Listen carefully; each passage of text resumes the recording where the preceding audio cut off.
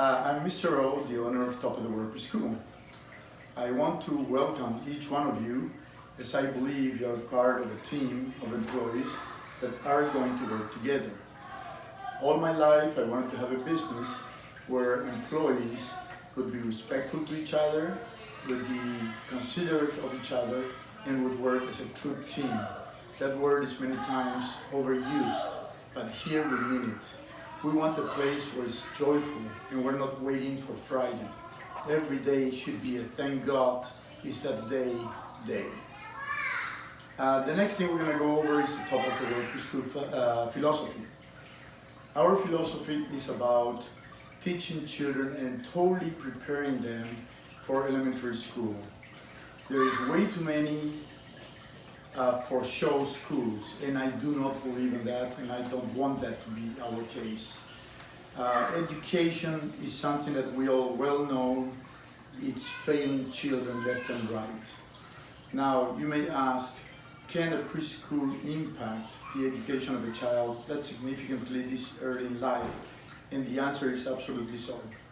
We've had children that joined our first preschool when we first opened in 1995 and have gone into our Facebook page years after and let us know how well they're doing and so on, and how it was the preschool that actually made them go into that particular field, whichever it was. Without that confirmation, it would be tough to claim that success, but we have it and we do it. I meet our children left and right all over the places, and I hear nothing but amazing things of kids now, 19, 20, and up to 25 and so on, doing wonderful. They have gone through college or are in college, and that's exactly what we want. So, again, our curriculum is called SLAM, that's for Science, Language, Art, Math, and Music. And all of those topics are extremely important. None are more important than the other. So, basically, I want it all. I want you guys to be well prepared and be able to provide a complete pre-education so that when our children go to elementary school are in the top 10%, not the other 90%. That's exactly what we expect, that's what we produce, and that's what we want of each one of you. I'm going to now go over the parent tour outline. And the reason why I like to cover that is when we give a tour to a parent, everything I say is a promise. Otherwise, I wouldn't say it. So, if it's a promise, that means you guys have to do it. It becomes part of your job description. The top priority is security and safety, which is of the utmost importance.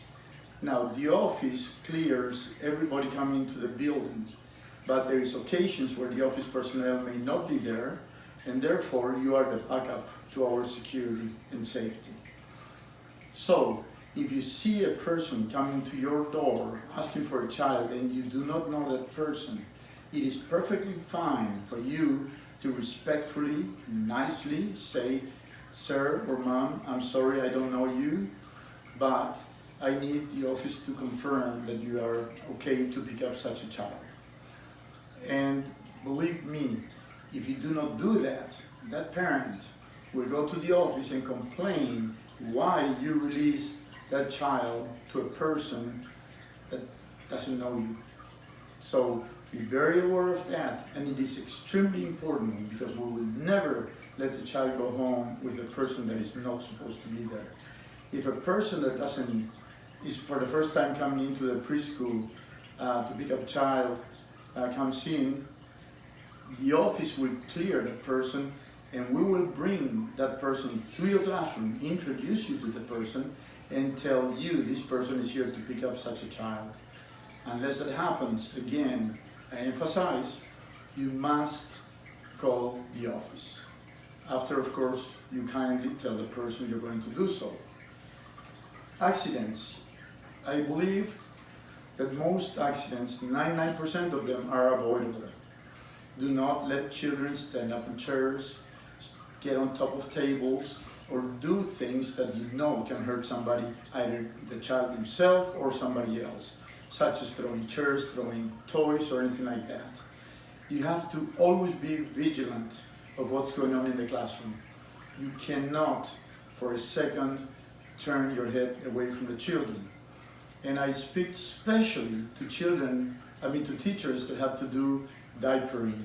Because when we diaper, we typically, and I'm going to demonstrate this, if I'm the teacher and this is the counter, you typically will go to the counter and do the diapering, and you have your back totally, completely to the other children.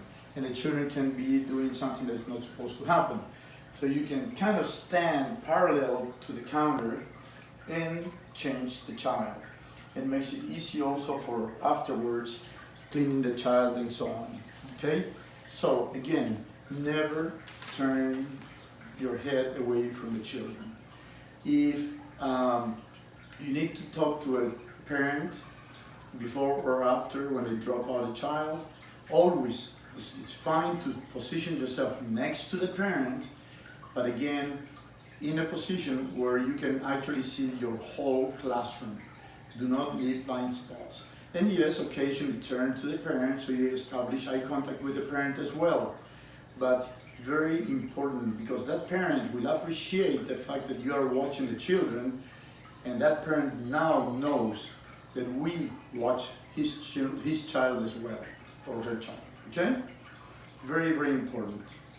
The second priority is health and nutrition. Health, it means cleanliness to you guys. If we keep our classroom really clean, make sure everything is safe, there is no damaged equipment where a child could hurt himself or herself, then we're doing our job well. And also it includes washing the hands, your hands and the children's hands. Now you will be receiving plenty of instructions about diapering children. That is a very critical area. I walk around the building a lot and I see teachers not washing hands. So I ask you again, it is a top responsibility. A lot of illnesses are transmitted in that manner. So please, always, after diapering, first thing you do is wash the child's hands. Then you clean the mat and all that, you wash your hands every single time. No exceptions. The child go out to the playground. When the child comes back in, you wash the hands. Before eating, you wash the hands. Hand washing is an extremely critical and important step in maintaining our children healthy. And that's something we really expect. Nutrition, at Top of the World Preschool, we serve some pretty good food because I believe in good nutrition. If we want a child to grow up to be healthy and eat well, then we have to start from the beginning. That's giving them good food and getting them excited about eating good food. Often we will get children that eat nothing but garbage. And they will not try vegetables or fruits or so on. So you as a teacher need to serve yourself a little plate at lunchtime and eat with them and make it exciting. Talk about the food, the importance. But all of that is very important for the child to learn from you and the peers about eating good food, which is what we supply here for the most, okay? So I don't like trash food, I don't like garbage food, I don't encourage any talk about junk food or fast food, all right? And sodas, please try to not bring sodas into the classroom. Remember, children imitate everything you do as much as what you drink, what you eat, and so on. So be an example to them. Third item is the curriculum, SLAM, as I said, for science, language, art, math, and music. Now, one thing very important about Top of the World Preschool, become familiar with our curriculum, which is very good, very exciting, very complete. But by the same token, we have no limits on what you can teach. So please explore, be prepared, and be ready to go above and beyond what the curriculum calls for and what the lesson plan has. The child is going to be here about 8 to 10 hours a day. Make that time worth the while. And besides, the major reason for disciplining issues is the fact that children are bored. If you have an active schedule and you have activity after activity with great transitioning, use music and so on, the day will go fast for you, will go fast for the children, and discipline issues will come down dramatically. Trust me on this one, please. That means that you as a teacher have to spend some time preparing yourself. You cannot come here in the morning, go to your classroom, take care of your class, and all of a sudden, well, I don't have paint, I don't have whatever materials, I need to do my lesson plan. That is very poor planning. You've got to get all of that ahead of time. So if you need to, come in a couple of minutes early, gather your stuff, be familiar with what materials we have, what's available, and whatever you need for us to purchase, you have to order that in advance. Don't expect us to go shopping every day for you, day in, not day out, okay? So please be professional, be grown-ups. The fourth priority is communication. This is an extremely important area. First level of communication is with your peers, your co-workers, your team workers. We are here to support each other, not to backstab each other, not to make others look bad. I don't take kindly to that kind of stuff. In fact, I respect those that have questions, that are free about it, and are not intimidated into asking. So please ask away. But again, that's what your teammates are here for. And that's what you're here for, to support your team members, okay? Now, if you see something absolutely out of place, yes, you do need to report it. Secondly, you have communication with the office, the administration, the assistant director, the director, which are a terrific team of people here to support you in every aspect. Then there is Mr. Robert and myself, same here. We are here to make your job a success at Top of the World School. We don't hire people to fire them. Believe me on this one, okay? We want you to be totally successful, but you must put your portion. Now, the third level of communication is with the parents, and this is a very critical part. In the morning, most parents will drop off their child very quickly because they gotta go to work, they don't have much time. So they're pretty much in a rush. Child goes in the classroom and they go away. Fine, but in the afternoon, some parents are not very good communicators. Try to get them interested in talking to you. Try to communicate with them throughout the day. We have plenty of electronic means of communicating with parents throughout the day. So don't expect and save everything for the end of the day. But there is means you can entice the parent to want to ask a couple of questions or so at the end of the day. And remember, every person here is also a salesperson. So when the parent comes in to pick up a child, number one, greet the parent, every single one of them.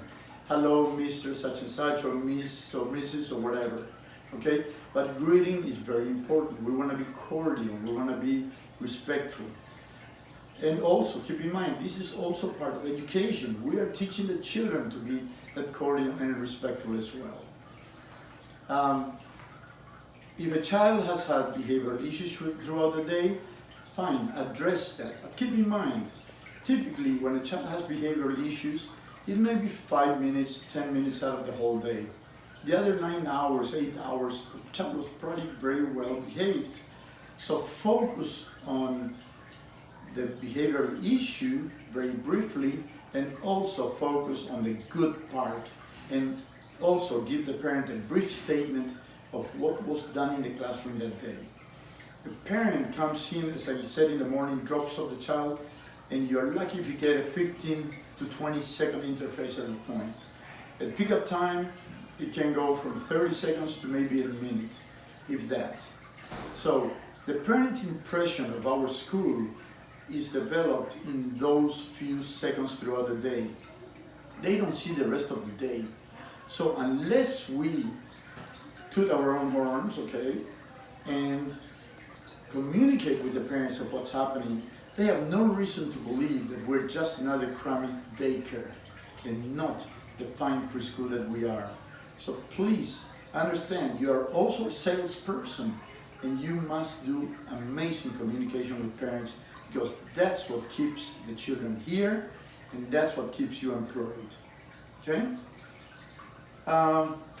As part of your hiring documentation, you will receive the employee policy manual, the parent handbook, and the minimum standards applicable sections that you need to read. Now, you will receive those via email, so please, when you get those, make sure to read them.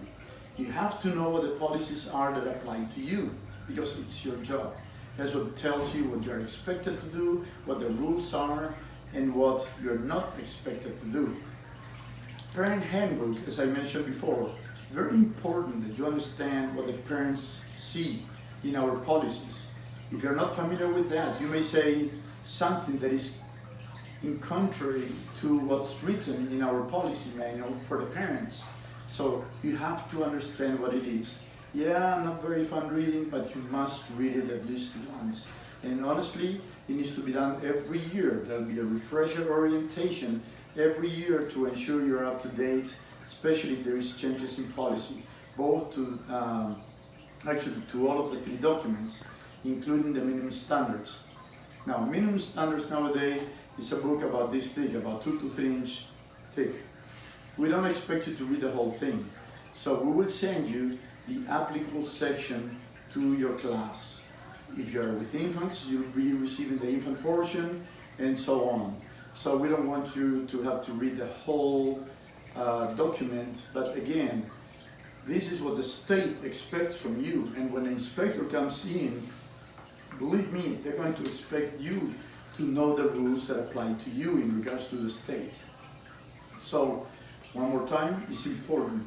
And as part of this documentation, you will be asked to make a check mark, or put a check mark saying, yes, I have read it. And you need to comply with that, please. Item number 7, overview of policy on prevention, recognition, and reporting child maltreatment. Now, this is extremely important. First of all, when you get a child coming into your classroom in the morning, if you are receiving the children, and you see a bruise, a cut, a scratch, or something, kind of be observant of the child coming into your classroom. And if you see something like that, bring it up to the parent attention, like this. Oh, Mom, I see little Johnny has a big bruise in his arm, or has a big knob on his head. What happened? So make the parent tell you what happened. That already makes the parent acknowledge that they told you that this happened at home and not here at preschool. Extremely important. And you may write yourself a note or write something in the report of the child, whatever, stating that that happened. Same, if you have a later shift and you get the child from another teacher and you see a bump or something, a cut, a bruise, or whatever, same thing. Ask that previous teacher what happened. Where did that injury or bruise or whatever come from?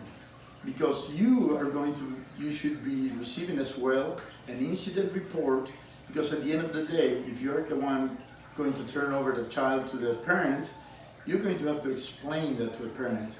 And if there is one phrase I really don't like to hear in this place is, I don't know. Okay?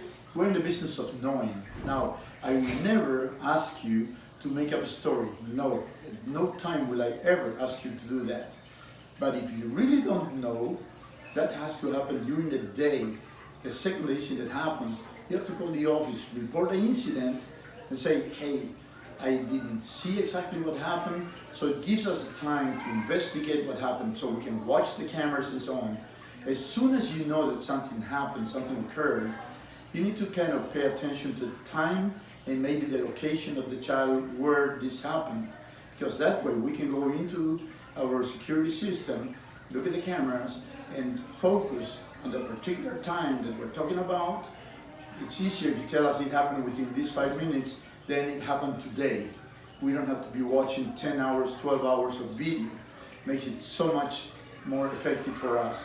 And also if you tell us it happened in this particular location, that way we can focus on that area rather than trying to find something throughout the whole classroom. Okay? So, also, let's see, once there is an incident or anything like that, you must report it to the office. because the office may need to report this to the state, and we definitely need to notify the parents of the incident or the occurrence. So please, very promptly, always notify the office. Item 8, administering medications. Well, guess what? We don't in the classroom. So if a parent wants to leave a certain medication with you, please politely tell them, please bring that to the office, because the office administers medications. Parents have to fill out a form authorizing and giving us information about the medication, the dosage, and so on. So teachers do not administer medications. If you find medication in the bag, please call the office and let us know that you have certain medication, so we can either check with the parent to see if they forgot to tell us if the child needs to get the medication or what's going on. But you do not administer medication. Item number 9, actually 10, precaution in transporting children. Now this applies mainly to school teachers, but it also applies to children pushing the stroller. Children tend to fight when they're in the stroller, so be cautious not to let them pull their hair, so you have to be watching the children, or hit each other or bite each other and so on, okay? So pay attention to the children. Also, often they'll put their arm out or even their leg out, and when you're going around the corners, you have to again be focused on the children and not on what activity is going on in other classrooms. You may hit a door or something with their legs or hands. So please, totally pay attention to the little babies in the stroller. Do not get distracted by other teachers or activities going on in any given classroom. Your duty is to watch your children in that particular stroller. Also, when you go outside, it's perfectly fine to do so in the morning, in the afternoon, during the scheduled times. But please be sure, if it's super hot or super sunny, especially babies, little babies, they have sunscreen or whatever protection. We do not want an overdose of sunlight, and we want them to be protected against extreme heat or extreme cold. Okay? For the schoolers, those of you that will be driving the van will go through a separate training in regards to transporting children on field trips or to or from school. And so we're not going to address that at this very moment. I'll address it specifically if I know that you're going to be dealing with those responsibilities. This pretty much completes the preliminary portion of the orientation. And the next phase is going throughout the building and showing you what you need to know about our building in particular.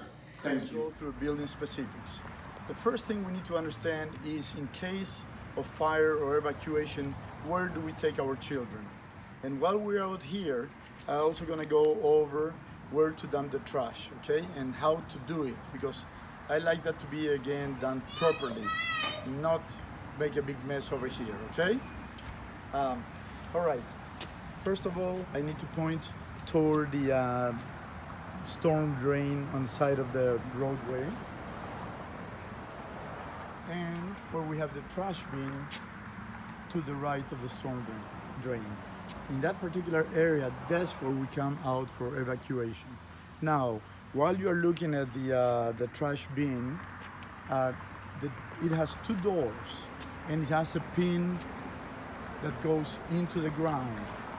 It is very important that when you close the doors, the pin goes in the ground, because that is a very heavy door, and if it's left raised, when it gets to be windy, and we have plenty of windy days here in Texas, that door can open and can hit a car, can hit a person. Believe me, it flies open. So I'm gonna go ahead and show you exactly what I want you to do. In fact, right now it's not in the hall. That's where it's supposed to be.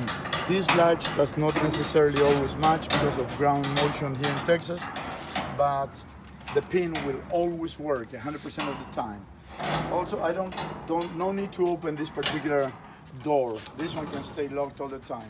When you throw the trash, please open the canister and dump the trash inside. Do not throw it over the door,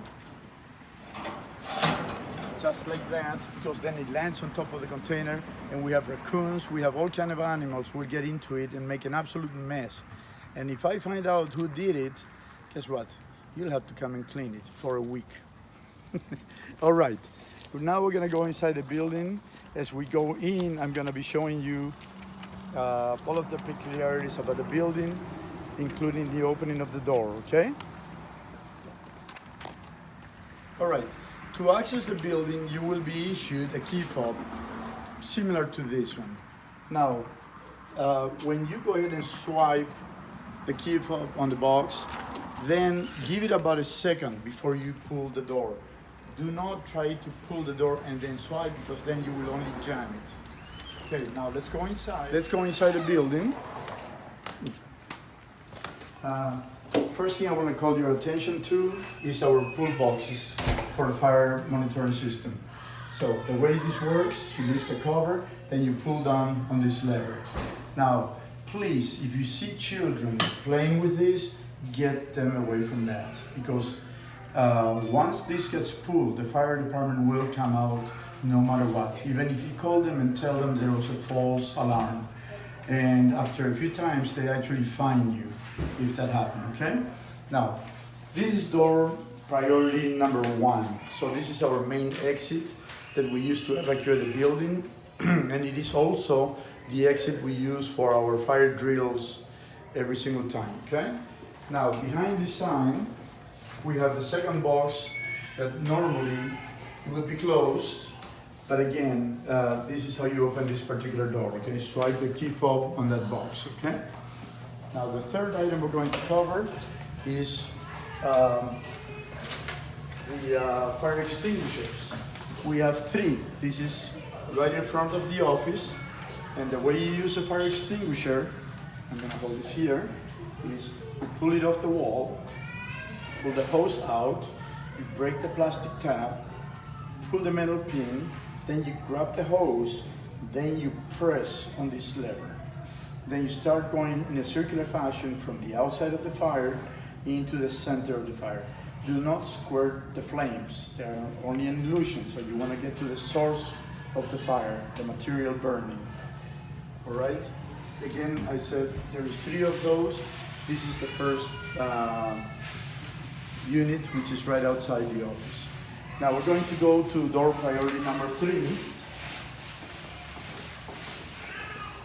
which is exit to the toddler playground. Now, please note that this door is locked pretty much at all times, and there is a pin over here. Do not go out to the playground unless the pin is installed. The way to install it is you press on the handle, and then you insert the pin on the wall. Now you can go ahead and open the door. The doors are very heavy, and that's intentionally, because we want you, the teachers, to be handling the doors and not the children. Also, please note that every door has the same fire alarm pull box. Okay? One more time. This is on the way to the playground, and a lot of children come by here, so make absolutely sure children do not stop and play with this particular unit. When at the end of the day, you can go ahead and pull the pin out and hang it up there again. And always make sure the door is fully closed, okay? Sometimes you can get stuck a little bit open, so toward the end of the day, definitely make sure it's fully closed. Let's keep on going this way, as we're going toward the kitchen, and that's where we have the second fire extinguisher. We're going to turn the light on here. And here we have the second fire extinguisher, which is exactly the same as the one by the office. Now, there is also this particular box. If you ever come around the building here and you see a fire on the stove, we have a big fire extinguisher up on the wall. And the way to activate a fire extinguisher, even though it's automatic, say if it has not triggered yet, the way to do it is you grab this knob here and you pull on it. This little red bar will break, and there is a cable attached to the knob. The knob will come off, attached with the cable, and when it gets to about this point, this kind of a distance, about a foot away, it's when it's gonna trigger. At this point in time, what you wanna have, you should have done already, I'm sorry, is you close the screen to make sure that the kitchen is closed. You pull the knob, and then you come out and close the door. Do not be inside when that thing discharges, okay? You don't wanna be breathing that stuff. It is very harmful to your lungs. Now we're going to go to the third exit, which is the second priority. The one I just showed you behind me is the third priority. The reason is because you would have to go through the complete playground to get to our destination, which is in front of the building. Now, this is again the second priority door, okay? Like the other, has a pin also on the door, so right now it's installed so we can safely go out. Note that we have the third fire extinguisher here, same procedure, and we have the third fire alarm pull box, okay? Now we're gonna go outside in this particular case because we have two gates on the fence of the playground. Keep in mind, these gates cannot be opened from the outside. They can only be opened from the inside, even though they do have handles. And we have this chain and a clip. It would not be appropriate to chain the gate, but it is okay because of the fact we use clips. So this is not really locked, but it gives the appearance of being locked. And it's an extra safety so that no child can leave our playground. Makes it that much tougher. And you as a teacher are fully responsible to bring the children in and out, counting the number of children and making absolutely sure every child is accounted for. Here we have the second exit, and same situation. It also has a chain there. So whenever you come out, if you see one of those chains not installed, please take a second and go and put it up, okay?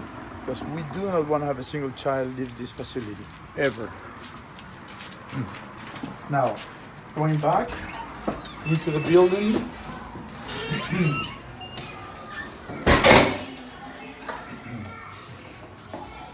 All right, we're going to go over tornado drills. On tornadoes, we have the particular classroom tornado station right outside each one of the classrooms. So please become familiar and ask other teachers or our office staff to show you exactly where your tornado station would be. For this particular classroom, it's right over here. For that particular classroom, it's right over there.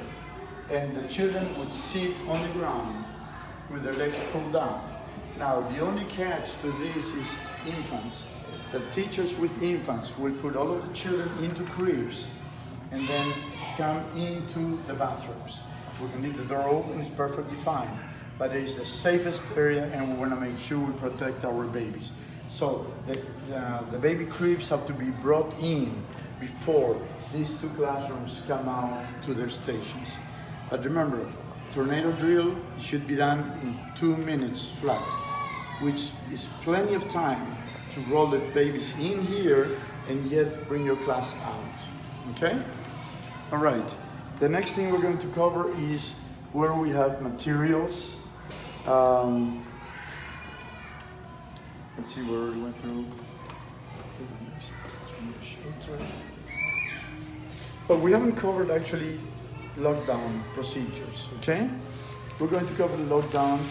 For example, let's take this classroom as an example. And the way where we want to bring the children into is on the wall behind the wall that is facing the hallway. The main reason is, if I were to want to harm anybody at all, I wouldn't see children standing over here from the outside, okay? So you get them up against the side, and remember, teachers always under complete control, because you are the grown-up, you are the ones to instill the sensation of safety, that the children are fine and they're safe in our facility in spite of what's going on. So always keep calm, ask the children, ask them to play a game on who can stay quiet the longest or whatever. Again, if I were a person doing harm and I came around here and I saw nobody, I would kept on going. Okay? So it is out of sight what keeps the children sight in that location. If we ever see anybody outside the building with anything that appears to be inappropriate, such as a gun or a knife or anything like that, immediately notify the office and call 911.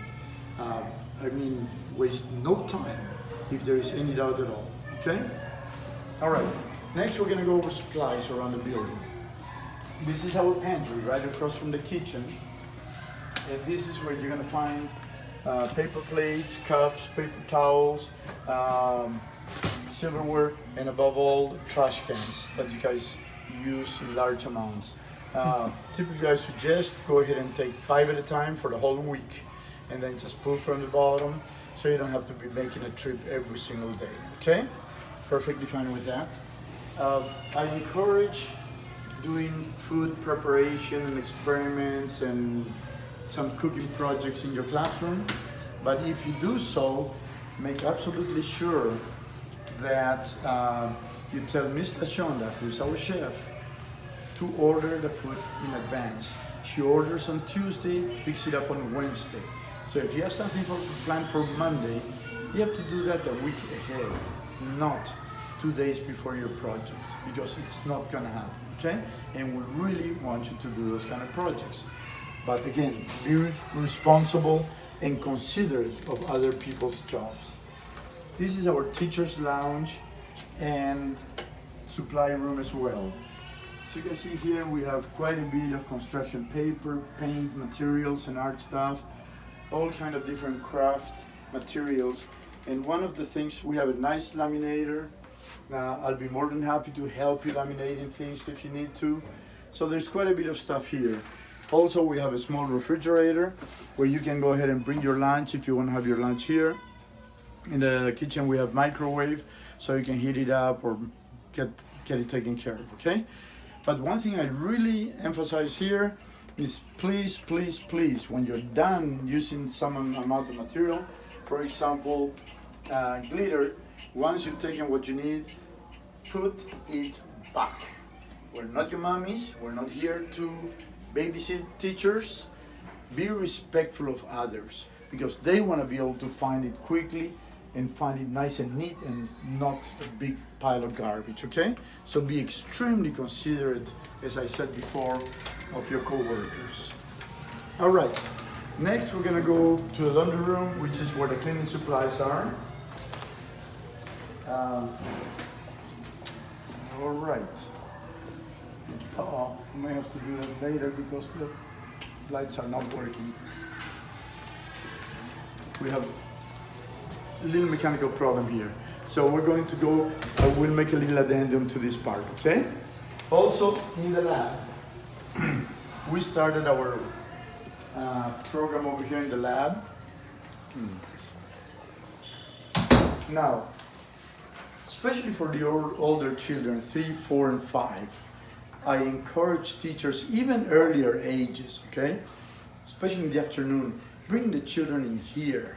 2s and 3s would love to come here. It's like a field trip to them, okay? Bring them here, read a book. We have some really neat science programs that you can watch on our monitor, especially from September through May, okay? And we have a lot of items for display. We're working on a checklist that will make that available.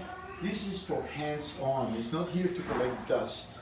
So please, but again, get familiar with it and ask how to use, what to do with all of this stuff, but it's here to be used by teachers, and no, it does not get sufficient use. So I very much encourage you to use this particular room, okay? Children love it.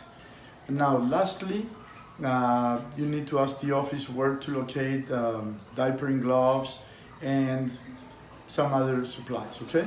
But this pretty much concludes our orientation trip. Thank you very much and welcome to Top of the World Preschool again.